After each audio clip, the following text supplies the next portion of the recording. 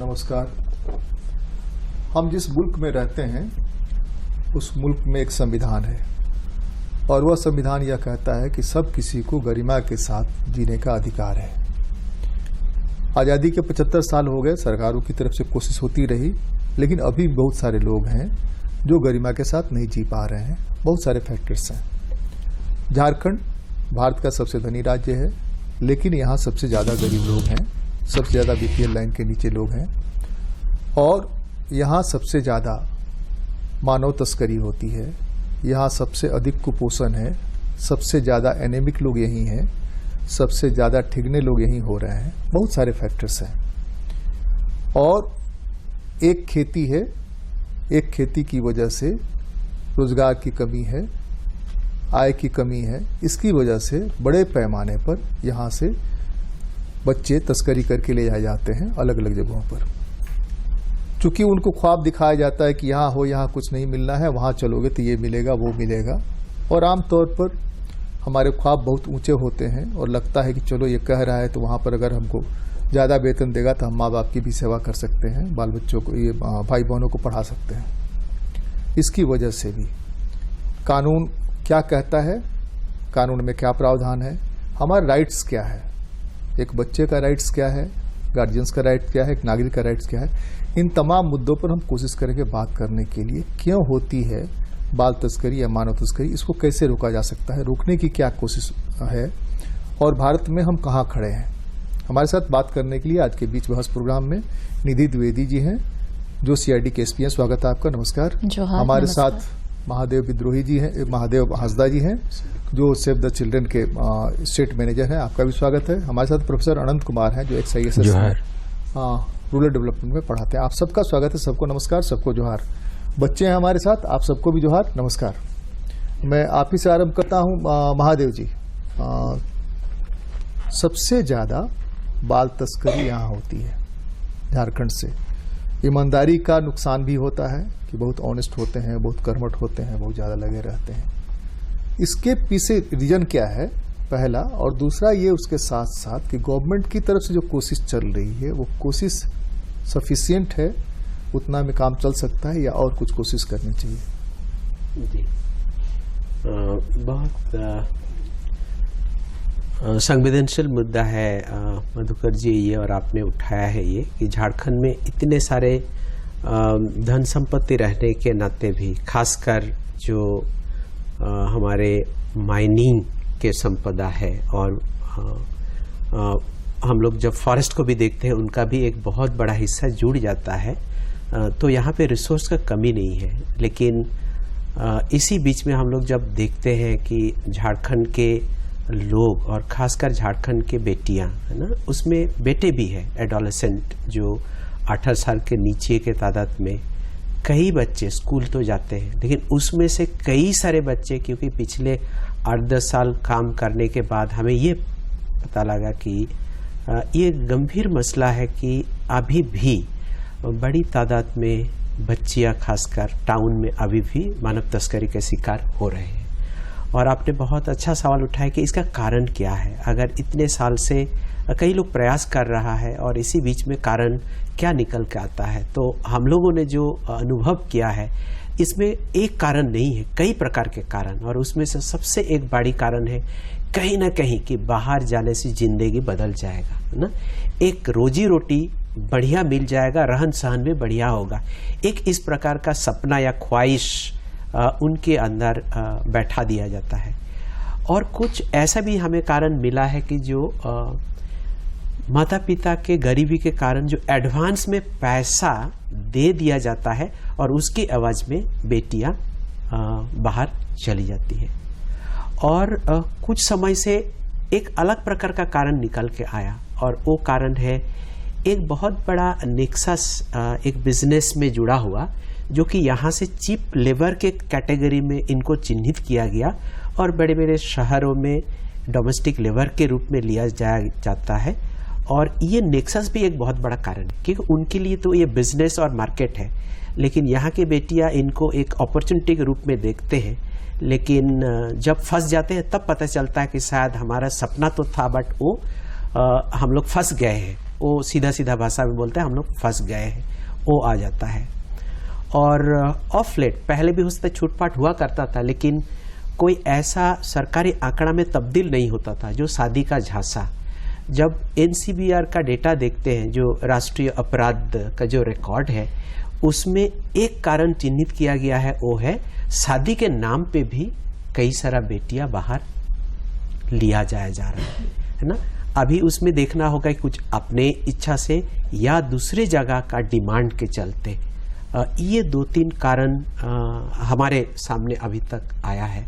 और उसमें से एक बड़ी कारण ये भी है, जब हम लोग समझने का प्रयास करते हैं कि इतना सदियों से कई न्यूज़पेपर में कई जगह होता है, तो लोगों को कितना जानकारी है कि यहाँ से सपना देकर के बाहर जाएंगे और वहाँ एक्चुअली में क्या होगा, वो कितना इनके जो भी ले जाता है कितने भरोसा और कितना विश्वास योग्य है।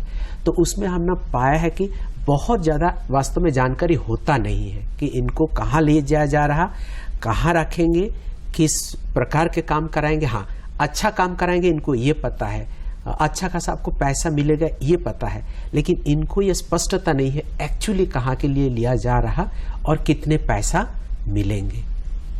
आप अनंत कुमार जी रूरल डेवलपमेंट ही पढ़ाते हैं और सबसे ज़्यादा ट्रैफिकिंग जो है गांव से ही है। आप जिन बच्चों को तैयार करते हैं या उनका जो कोर्स है उसमें कुछ इस तरह का क्लासेस है क्या कि जाके सर्वे करो क्या स्थिति है, क्यों है, और जो लोग रेस्क्यूड होकर के आए हैं उनसे गांव पर क्या प्रभाव पड़ा और गांव ने रोकने की कोशिश की या नहीं की? धन्यवाद मधुकर जी। जैसा महादेव जी ने भी कहा कि ये बहुत ही गंभीर मुद्दा है जो सीधे कहीं न कहीं ग्रामीण विकास से जुड़ा हुआ है। तो हमारे पाठ्यक्रम में हम इस का विशेष ध्यान रखते हैं और ख़ासकर महिलाओं और बच्चों के लिए एक विशेष पाठ्यक्रम हम चलाते हैं जो हमारे ग्रामीण प्रबंधन विभाग का हिस्सा है।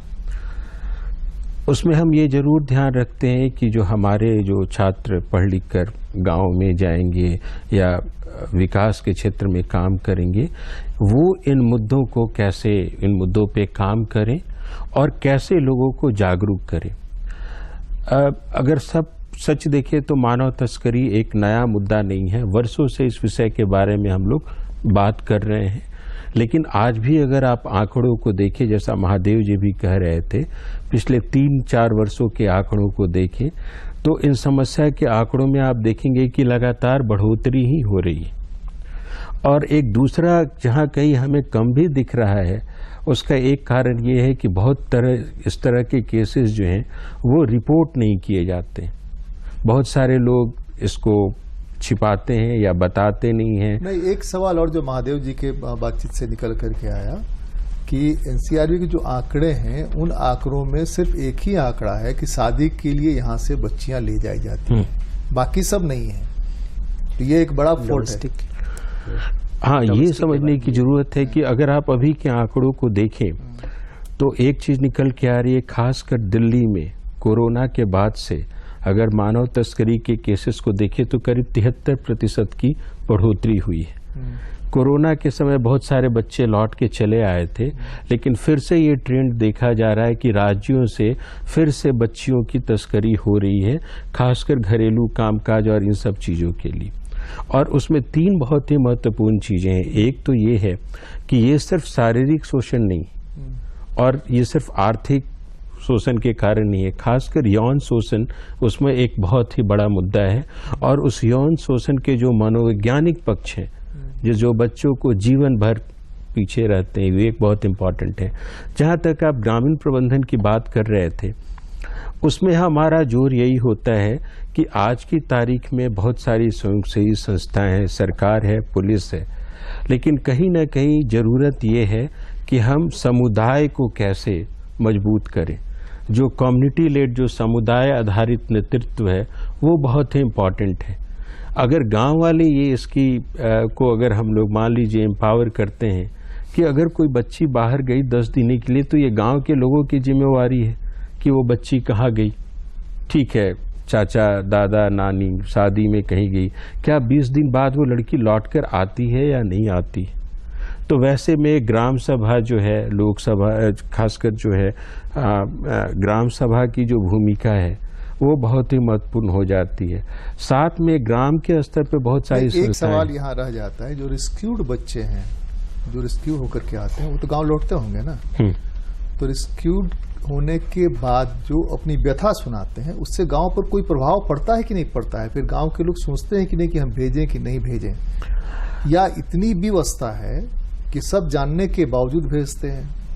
एक तो व्यवस्था है कि जानने के बाद भी भेजते हैं, लेकिन उसमें दो बातें सारे स्कीम्स हैं, पढ़ने की स्कीम है, स्कूल पोशाक की व्यवस्था है, तमाम तरह की व्यवस्था, उसके खाने पीने की व्यवस्था है, जन वितरण प्रणाली। या तो उनके पास पहुंच नहीं रहा है, और पहुंच रहा है सफिशिएंट नहीं पहुंच रहा है, सफिशिएंट पहुंच रहा है तो उनको लगता है कि इससे नहीं, हमको और आगे से और ज्यादा चाहिए। दोनों ही बातें हैं। एक तो ये है कि बहुत सारे लोग जो हैं अपनी इच्छा से भी जा रहे हैं, और दूसरा जो है मजबूरी, जो आपने गरीबी, कुपोषण और इस तरह की बातें की।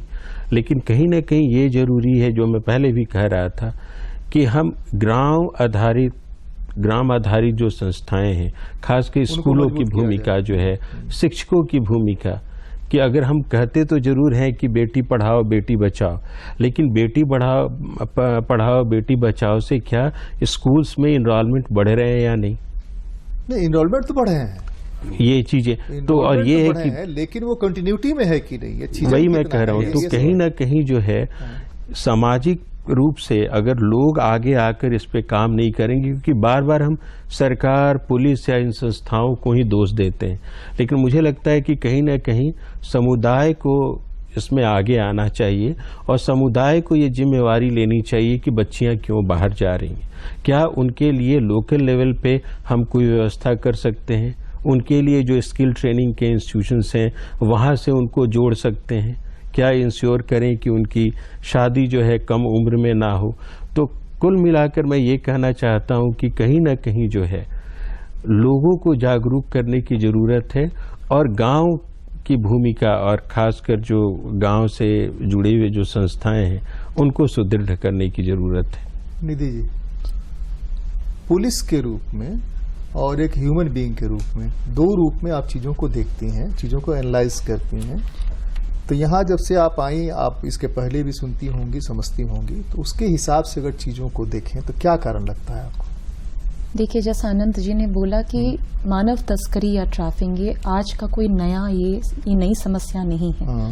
ये काफी पुराना, एक कभी ये ऑर्गेनाइज क्राइम के रूप में देख लीजिए, या इसे अगर एकदम सिंपल भाषा में बोला जाए तो मानव द्वारा मानव को ही खरीदना और बेचना। तो ये एक जघन्य अपराध है, और इस अपराध के अगर कोर में मैं कहूँ तो शोषण, चाहे वो किसी भी तरह का शोषण हो, एक्सप्लॉयटेशन इसके कोर में बसा हुआ है। चाहे वो यौन शोषण हो, चाहे वो उनके अंगों के लिए जिनको हम कहते हैं ऑर्गन स्मगलिंग, चाहे वो बेगारी करवाने का हो, फोर्स्ड लेबर हो, चाहे उसमें कंसेंट, मर्जी हो चाहे ना मर्जी हो, उसमें प्रलोभन हो या धोखाधड़ी हो या जोर जबरदस्ती से हो। मानव तस्करी सीधा सीधा मानव का शोषण करने का एक जघन्य अपराध है। कारणों की जब बात की जाए तो विश्वव्यापी ये समस्या है, ये क्राइम है, और कारण भी काफी कॉमन है, लेकिन समय परिवेश को देखते हुए कभी कभी कारण अलग अलग हैं। जैसे अगर मैं झारखंड के बारे में सवाल मैं पूछ लूं, ये जो ऑर्गन के बारे में आपने कहा, झारखंड में कुछ ऐसा रिपोर्टेड है क्या कि यहाँ से बच्चे नहीं, ऐसा अभी तक रिपोर्टेड नहीं है। झारखंड से अधिकतर सेक्स ट्रैफिकिंग, फोर्स लेबर, थोड़े बहुत दृष्टांत आए हैं कि जो ब्राइड प्राइस, मतलब शादी के लिए उन स्टेट्स में जहां पर लड़कियों की कमी काफी है, सेक्स रेशियो काफी कम हो गया है, जैसे हरियाणा हो गया। और खासकर यहाँ के जो भोले भाले बच्चे, महिला, पुरुष, सभी तरह के, जिनको एक प्रलोभन दिया जाता है कि बाहर की दुनिया ज्यादा निराली है, ज्यादा अपीलिंग है, वहाँ की दिल्ली, मुंबई, बड़े शहरों की जिंदगियां बहुत ही अच्छी हैं। उस प्रलोभन से जो उनके वल्नरेबल माइंड्स, जो उनके भोले दिमाग पे जो असर डाल के, जिसमें कई बार उनकी अपनी मर्जी हो जाती है, शुरू में माँ बाप भी उस प्रलोभन में आ जाते हैं कि हमारा बच्चा बाहर जाएगा, कमाएगा तो घर में एक कमाई का हिस्सा आएगा जिससे हमारी जिंदगी भी बदलेगी, जो कि अंत में सब मिथ्या, सब झूठ होता है। तो ये एक रंगीली दुनिया दिखा के यहाँ के बच्चों, यहाँ के महिलाओं, पुरुषों को बाहर जो ये जो नियोजक होते हैं या जो तस्कर होते हैं, जो बहला फुसला के ले जाते हैं, तो झारखंड के परिदृश्य में ये कारण महत्वपूर्ण है। ये यहाँ का ये सबसे बड़ा कारण है। 4 लोग गांव से सीधे जुड़ते हैं, जिनकी जिम्मेदारी है कि हर बात की सूचना दे, चौकीदार, दफादार, प्रधान और मुखिया जी। तो ये कुछ करते हैं क्या, सूचनाएं देते हैं, सूचनाएं आती हैं जी? क्या? पहले तो देखिए ये बहुत ही स्ट्रेंथेंड था, ये जो सूचना का जो तंत्र था, चाहे वो मुखिया के स्तर से हो, चाहे वो ग्राम सभा के स्तर से हो, जैसा आनंद जी ने भी बोला, या कई बार गांव का चौकीदार, पोस्टमैन, ये सब खबरें लेके आता था। पर अब ये जो सोशल, जिसको फैब्रिक हम बोलते हैं ना, वो कहीं ना कहीं कमजोर हो रहा है। हमारे सोशलॉजिस्ट इस पे बेहतर प्रकाश डाल पाएंगे। अब थोड़ा जीवन एकांकी हो रहा है और कई बार गांव की ही खबरें गांव के लोगों तक नहीं पहुंच पा रही है, या लोग बताना नहीं चाहते हैं, एक दूसरे से शेयर नहीं करना चाहते हैं।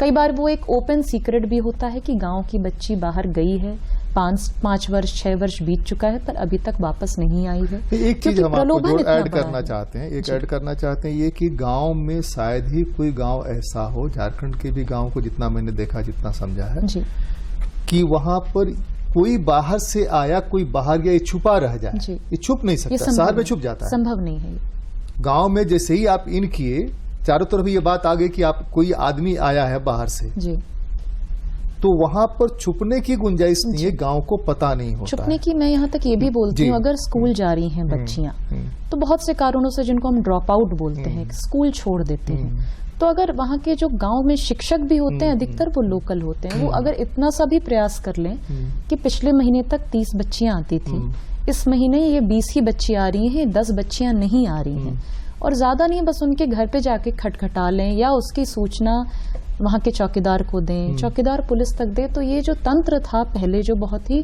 मजबूत तंत्र था, तो बहुत आसान है पता लगाना कि ये जो 10 बच्चियां, मैं जो उदाहरण दे रही हूँ, नहीं आ रही हैं स्कूल, तो क्यों नहीं आ रही हैं और अभी कहाँ हैं वर्तमान में। क्या वो अपने घरों पर हैं, घर के काम में हाथ बटा रही हैं, माँ बाप उनको स्कूल नहीं जाने दे रहे हैं, क्या कारण है, क्यों नहीं आ रही है, या अगर वो गाँव में नहीं है तो कहाँ है, जो वेयर अबाउट्स हम बोलते हैं इंग्लिश में, कि कहाँ गई हैं बच्चियां।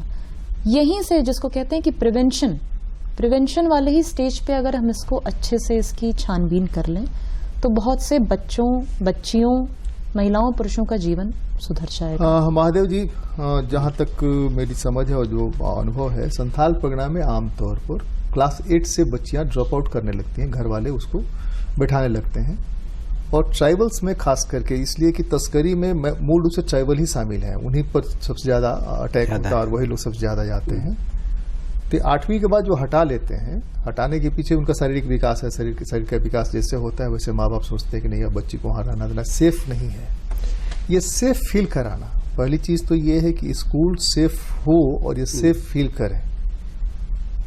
तो ये चीज जहां आपने काम किया, जो सर्वे आए, दूसरे की कम उम्र में शादियां, तो उसके लिए तो मेरी सीधी मान्यता है कि उस कास्ट में पार्टिकुलरली ज्यादा उम्र हो जाने के बाद लड़का नहीं मिलेगा, ये एक मजबूरी होती है।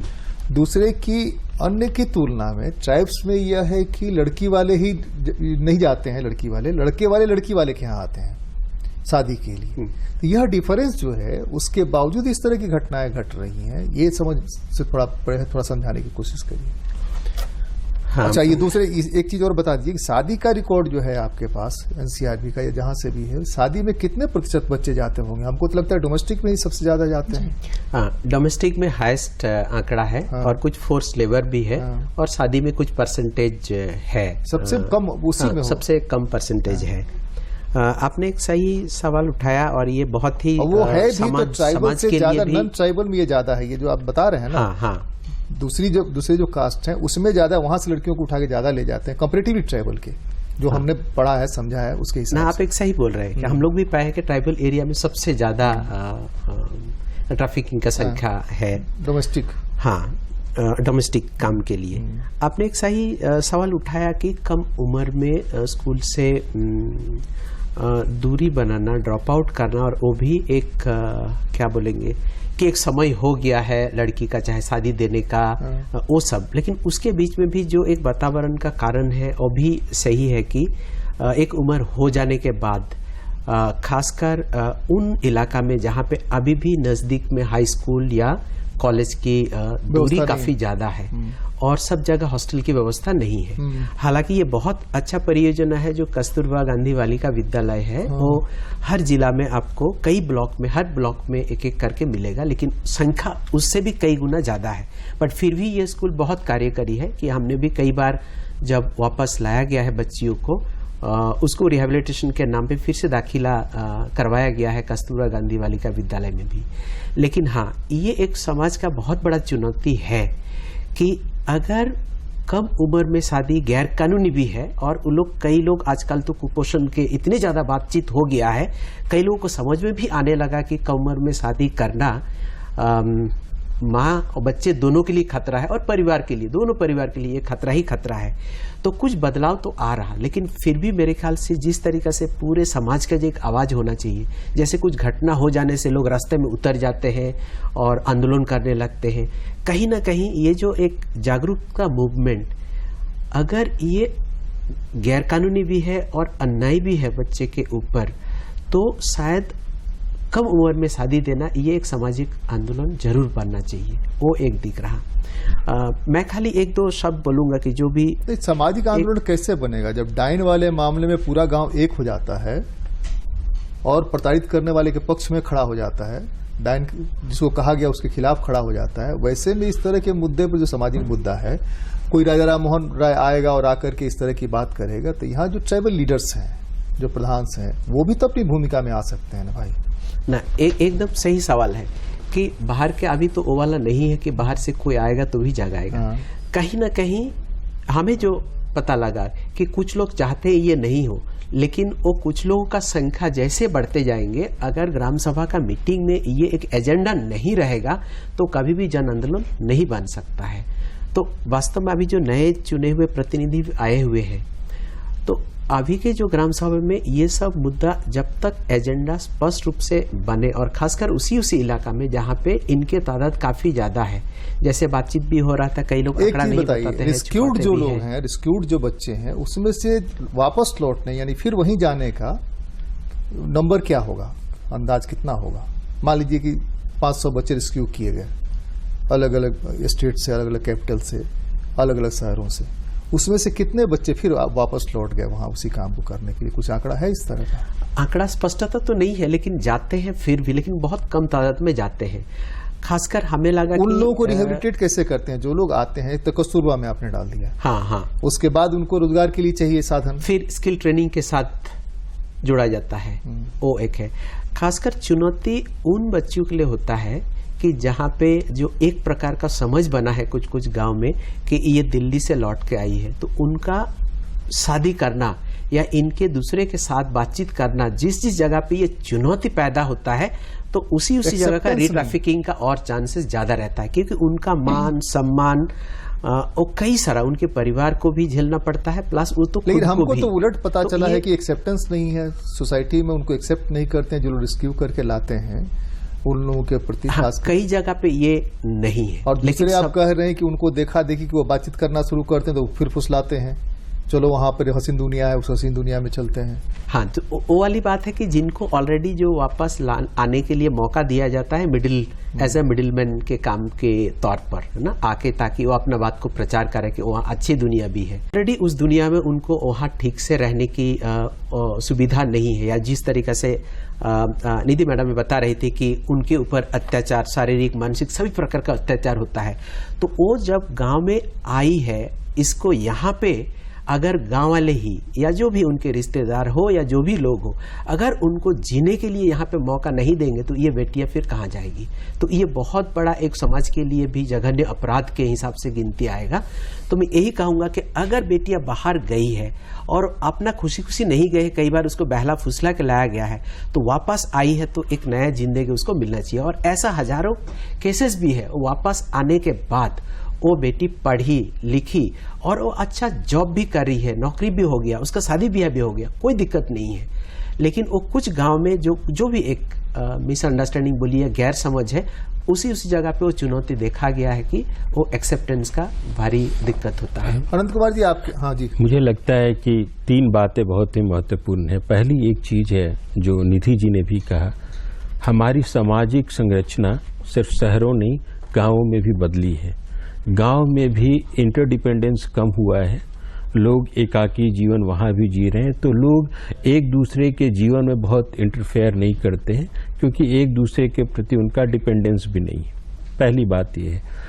तो लोग नहीं चाहते कि हमारी बेटी कहाँ गई है या क्या कर रही है उसमें दूसरे इंटरफेयर करें, क्योंकि होता है कि बच्चियां पढ़ने गई हैं, मौसी के यहाँ पढ़ने गई हैं, चाची के यहाँ पढ़ने गई हैं, तो बहुत बार पता चल नहीं पाता है, झूठ बताते हैं वो। हाँ, एक ये चीज है। दूसरी जो बहुत गांव में तो आज भी खेती जो है वो साझा खेती ही होती है, सब लोग मिल करके आते हैं, एक दूसरे के खेत में काम करते हैं, कटनी भी एक साथ ही होती है। हाँ, लेकिन अगर आप देखें कि वहां पे भी आज बाहर जाने का प्रचलन, माइग्रेशन भी एक बड़ा मुद्दा है।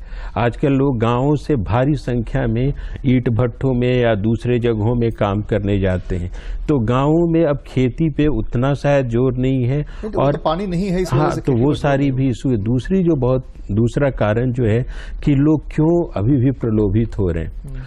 कुछ केसेस तो आते हैं जिसमें प्रताड़ना हो रही है, लेकिन मान लीजिए कि 100 बच्चियां गई वहां पे, तो उन 100 के साथ प्रताड़ना नहीं होती है, उनमें मान लीजिए कि 20 के साथ प्रताड़ना हो रही है, लेकिन बाकी जो 80 हैं वो एक अच्छा जीवन जी रहे हैं, उनको ठीक पैसे मिल रहे हैं, उनको थोड़ा इंडिपेंडेंस भी है, तो वो जब लौट कर आती हैं तो बाकी लोगों को वो प्रभावित करती हैं और वो लोग भी कहीं ना कहीं एक चेन का हिस्सा हो जाती हैं। उसको मानव तस्करी तो नहीं कह सकते हैं, लेकिन वो कहीं ना कहीं होता है कि दीदी आप बहुत अच्छा कर रही हैं, हम भी दिल्ली चलेंगे। तो ऐसा है कि ये एक जो है हम लोग कहते हैं वो पूरी तरह से सही नहीं है कि जितनी भी लड़कियां जा रही हैं सब प्रताड़ित हो रही हैं। उसमें बहुत सारी जो है बेहतर जीवन जी रही हैं, उनको समय पे पैसा मिल रहा है, कुछ पढ़ाया भी जा रहा है, तो हर वर्ग के लोग हैं, तो वो एक मेजर मोटिवेशन है बाहर जाने का, क्योंकि उसमें पैसा मिल रहा है, एक इंडिपेंडेंस भी है और बहुत सारी एजेंसीज के थ्रू जो लोग जाते हैं उसमें फ्रीडम होता है। जैसे जो खासकर झारखंड से लड़कियां जाती हैं वो उनको ये होती है कि संडे को चर्च जाना है, तो जहाँ भी वो काम करती हैं वो संडे को वो छूट रहती है तमाम तरह की, तो वो एक बहुत बड़ा प्रलोभन है। उनको लगता है कि जीवन में एक आप जो इश्यू उठा रहे हैं ना, उसमें एक नया मुद्दा फिर से चल पड़ा है, पूरे झारखंड में चल रहा है, सेफ ट्रैफिकिंग। हाँ, देखिए इसी पे मैं थोड़ा सा वो बोलना चाहूंगी।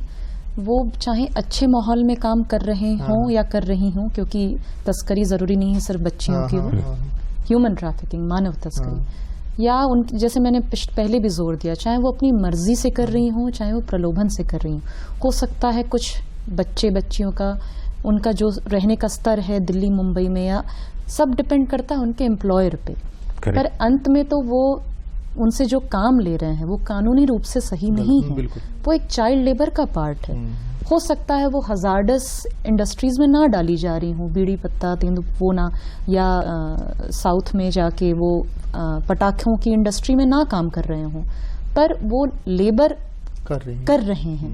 उसके लिए अगर उनके माता पिता को या उनको पैसा मिलता है तो ठीक है, लेकिन वो भी एक लेबर तो है ही। बिल्कुल, बिल्कुल। वो फोर्स्ड हो चाहे वो बाय चॉइस हो, जिनको बाय चॉइस वो कर रही हैं, थोड़ा बहुत उनका सामाजिक स्तर उभरा है, उच्च हुआ है, वो वापस आके जब इन्फ्लुएंस करते हैं गांव के में बाकी बच्चियों को, इसकी कोई गारंटी नहीं है कि बाकी बच्चियों का या बच्चों का भी वैसी ही उनकी परिणति होगी।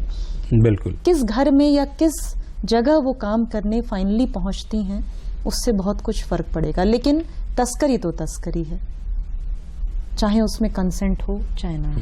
तो आपने बोला ना सेफ ट्रैफिकिंग, मेरे सवाल का जवाब भी इसमें है। सेफ ट्रैफिकिंग की जो बात है जी, वो क्या है, कितना सही है कितना गलत है? कानूनन नहीं, कानूनी रूप से ट्रैफिकिंग क्राइम है ये कोई, वो सेफ माइग्रेशन वाली बात चलता है। माइग्रेशन और ट्रैफिकिंग जो है बहुत कंफ्यूजन। जो मैंने बोला कि एक्सप्लॉयटेशन जो है ना, माइग्रेशन में कोई एक्सप्लॉयटेशन नहीं, एक्सप्लॉयटेशन हो गया तो वो ट्रैफिकिंग हो गई। बिल्कुल।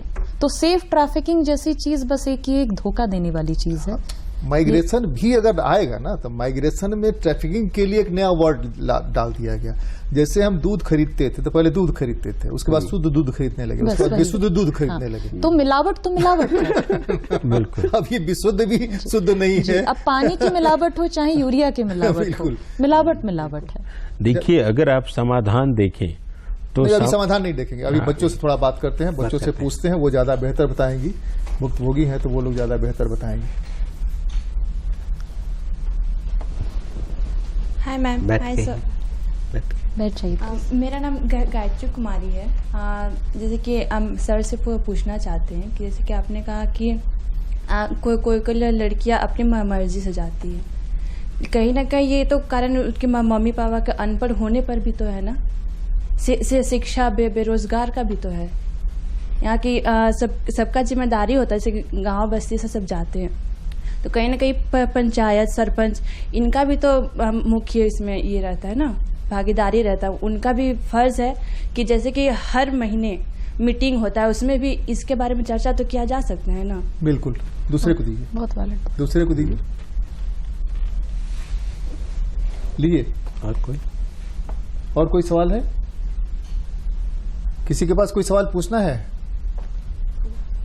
आगे बढ़ाइए, आगे बढ़ाइए। ये लिख कर रखी है, आप ले लीजिए, पीछे से माइक ले लीजिए, माइक ले लीजिए ना, आप लेके बढ़ा दीजिए, आगे आगे बढ़ाइए, आगे बढ़ाइए। संकोच करिए। जो लिखी है उसी को पढ़ दो ना, जो लिखी है उसी को पढ़ो। पढ़िए। हाँ, आगे बढ़ाइए, इसको दीजिए। हाँ, बोलो भाई। चलो, मेंटली प्रिपेयर नहीं है। हाँ, बोलो। Very good. सभी को जोहार। जोहार। अब मेरा नाम नीता कश्यप है, मैं कठागोंदा से हूँ। हम लोग गांव में तो मतलब संस्था तो चलता है, बाल क्लब है और समुदाय है गांव का, तो वहाँ ये सब तो बात होता है। कहीं अगर कोई गया है तो ये सब बात होता है वहाँ।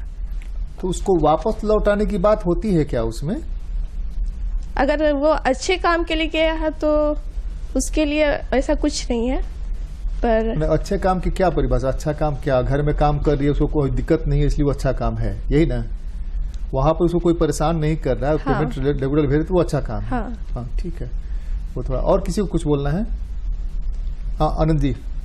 नहीं, जो आप कह रही थी, आपका वही बात मैं कह रहा हूँ कि जरूर है कि लोग प्रभावित होते हैं चकाचौंध की दुनिया से, दिल्ली जाना है, मुंबई जाना है, लेकिन ये समाज की और ग्राम समाज की ये जिम्मेवारी है कि वो इंश्योर करें कि हमारे घर की लड़कियां अगर कहीं जा रही हैं तो वो जा रही, वो सही जा रही हैं, गलत जा रही हैं, वो सुरक्षित है नहीं है। अगर 18 वर्ष के पहले अगर कहीं घरेलू काम काज के लिए जा रही तो वो गलत है, जैसा कि निधि जी ने भी कहा। लेकिन अगर 18 साल की वयस्क है और वो फिर कहीं काम के लिए जा रही है जो सुरक्षित है, उसको ठीक पैसे मिल रहे हैं, वो ठीक है।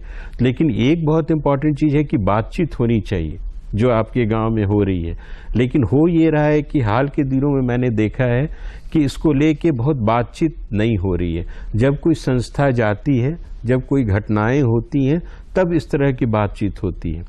आज की स्थिति में ये जरूरी है कि इस विषय पे हम लगातार बात करें और मॉनिटर करें और ये पहचानें कि कौन से लोग हैं जो उसमें मुख्य भूमिका निभा सकते हैं। जैसा कि बाकी लोगों ने भी कहा, जो गांव के सरपंच हैं, मुखिया हैं, शिक्षक हैं या और बाकी जो लीडर्स हैं, ये उनकी जिम्मेवारी होती है कि वो इसको ट्रैक करें कि हमारे गांव की लड़की के साथ या लड़के के साथ कहीं कुछ बुरा तो नहीं हो रहा है, कोई अगर जा रहा है तो कहाँ जा रहा है। तो और ख़ासकर ये भी देखने की ज़रूरत है कि क्या हम ही लोगों के बीच में से कोई है जो इसमें इन्वॉल्व है, क्योंकि ज़्यादातर केसेस में हम लोगों ने देखा है कि हमारे ही परिचित या हमारे बीच के ही लोग इन्वॉल्व होते हैं। कई बार ऐसा होता है कि कोई एक लड़की गई और उसको अच्छा मिला और उसको पैसे का प्रलोभन है, उसको कहा गया कि तुम और 4 लड़कियों को, तो जाने अनजाने में कहीं ना कहीं वो भी वो मानव तस्करी के चेन का हिस्सा बन जाती है। बिल्कुल।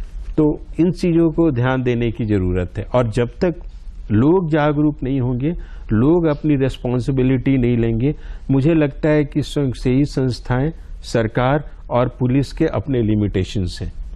तो आज की तारीख में सबसे जरूरी है कि हम लोगों को कैसे जागरूक करें और इस विषय पे कैसे बातचीत हो। हाँ महादेव जी कुछ कहना चाह रही हैं? एक्चुअली इसके लिए पिछले हम लोग कुछ का गांव पे बनाया गया बाल क्लब, ठीक है। हाँ। तो वो 6 से 12 साल के 2 उम्र का बनाया गया है, एक 6 से 12 और 12 से 18 तक का। बिल्कुल। तो उसमें सभी बच्चे आते हैं, गांव के जितने बच्चे हैं उसको स्पॉन्सर बच्चे लोग भी है वहाँ, जो विकलांग ये सब भी, वो सब सभी है वहाँ। तो अगर वहाँ से कोई बच्चे चले गए तो लोग को जानकारी मिल जाती है कि मतलब किस लिए गए हैं, क्यों नहीं आए। मतलब हर मंथ में 2 बार मीटिंग होता है बच्चे लोग के बीच में। आपके क्लब में इस तरह का कोई केस आया है पिछले 1 साल में कि यहाँ से कोई चला गया जो नहीं आ रहा है, कहाँ गया नहीं गया, कुछ पता चला आपको? हाँ, कितने पता चला। बच्चों? वो थी 15 साल की बच्ची थी। हाँ। तो उसको मतलब वो शादी करके खुद ही चली गई थी। अच्छा, तो अपनी मर्जी से शादी करके या घर वालों की मर्जी से? अपनी मर्जी से। अपनी मर्जी से शादी हाँ। करके। तो हम लोग उसके बाद में मतलब रखे थे कि वो बच्ची नहीं आ रही है, क्यों नहीं आ रही है। तो उसके घर पे हम लोग गए तो वो लोग बताए हैं। कितने दिन की बात हो गई? ये हो गई करीबन 3 साल हो गया। 3 साल हो गया। हाँ महादेव जी, आप कुछ कह रहे थे? हाँ, ये बोल रहे थे ये इशू को लेके जो सरकार के जो एक संरचना है वो है कि हर गांव में एक समितियां हो। तो पिछले 12, 13, 14, 15, 16 ये 2000 पिछले 8 साल जैसे एक मुहिम चला और राज्य सरकार से भी एक सर्कुलर जारी किया गया कि हर गांव में बाल संरक्षण समितियां हो।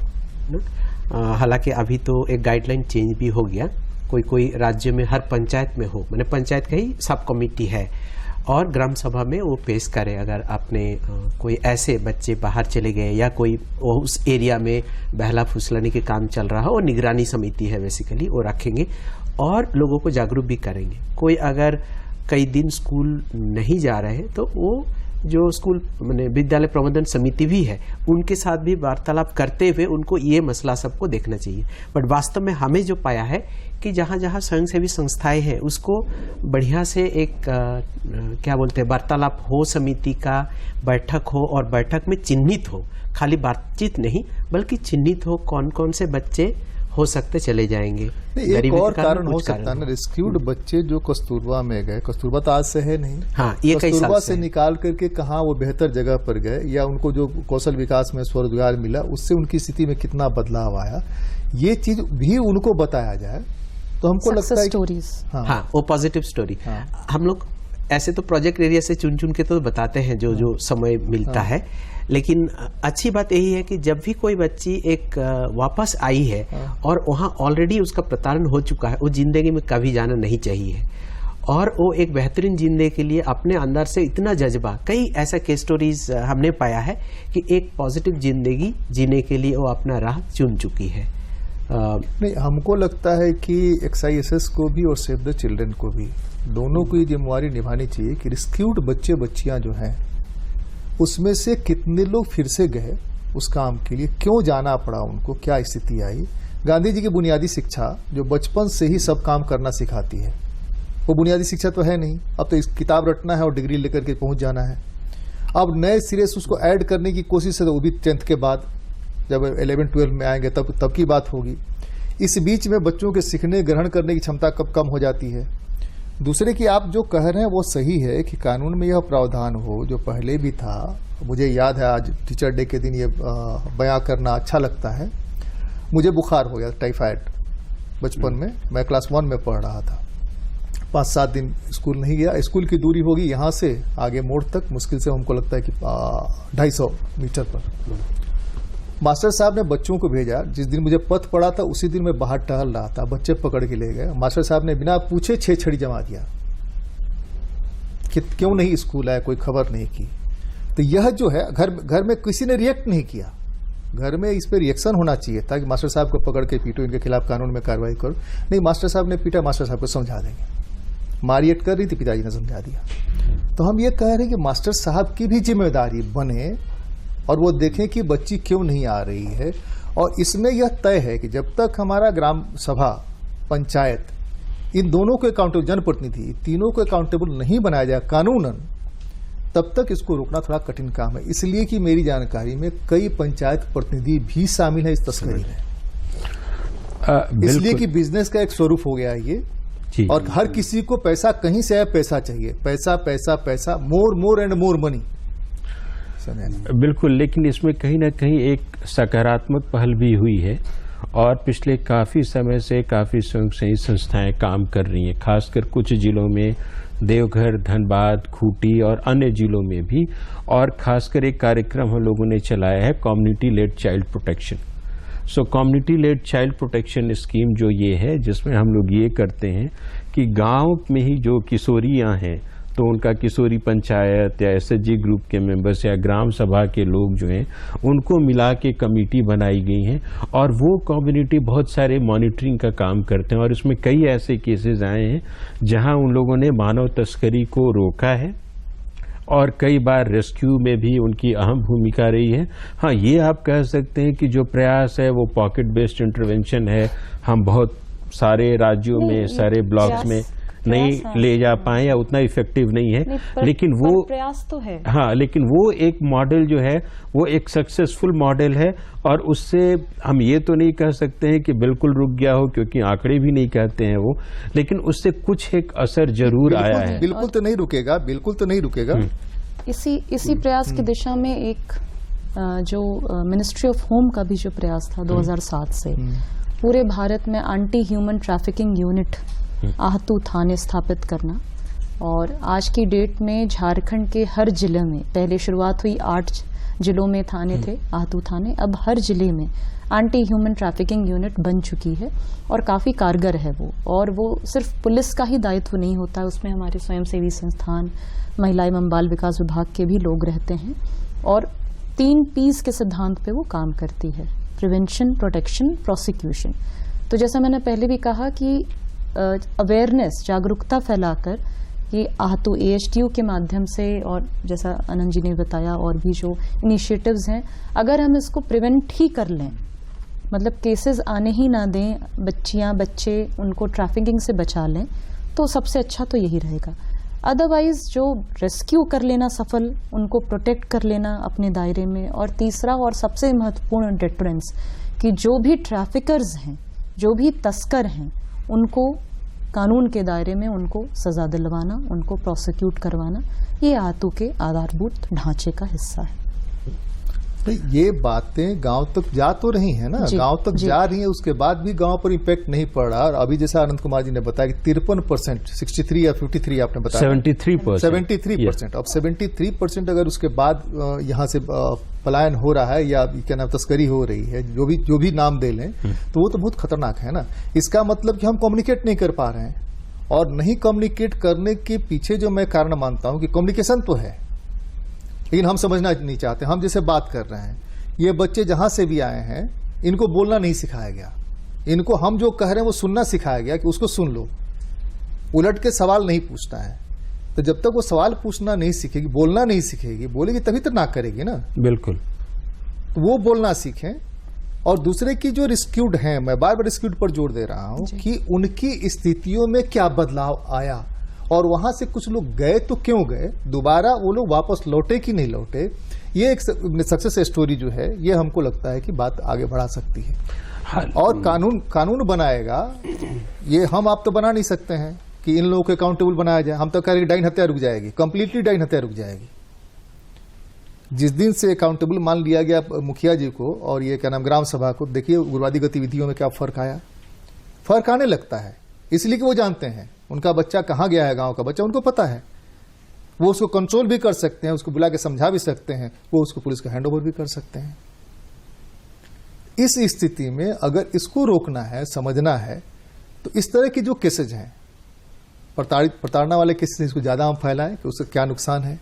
दूसरे की उसको रोजगार तो चाहिए, माँ बाप के लिए भी चाहिए, उसको अपने लिए भी चाहिए, बहनों के लिए भी चाहिए, जीविकोपार्जन का साधन। वो साधन हम कैसे उपलब्ध कराएंगे, तो साधन की जुगाड़ करने पड़ेंगे। साधन की कमी नहीं है, अपने यहाँ फॉरेस्ट प्रोड्यूस इतना ज्यादा है काफी,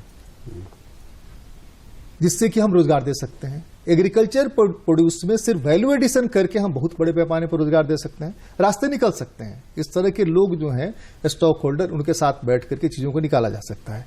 सरकार की नीतियां कैसे बदलेंगी नहीं बदलेंगी उससे हमको नहीं मतलब ये है कि ये जो कम्युनिकेट करना चाहते हैं हम इनको और हमारे दर्शकों को कि वो दूसरों तक ले जाए कि अगर उनको लगता है हम समझा रहे हैं कि ये गलत है तो वो कैसे सूचना दें पुलिस को। आपका कोई खास नंबर है जिसमें कि जी बताइए। बिल्कुल 8877444444 88774444 ये डेडिकेटेड 24/7 CID की हेल्पलाइन है जिस पर कोई भी सूचना, देखिए जरूरी नहीं कि पुलिस में जाके FIR दर्ज कराएंगे या थाने पे जाएंगे तो ही एक्शन लिया जाएगा।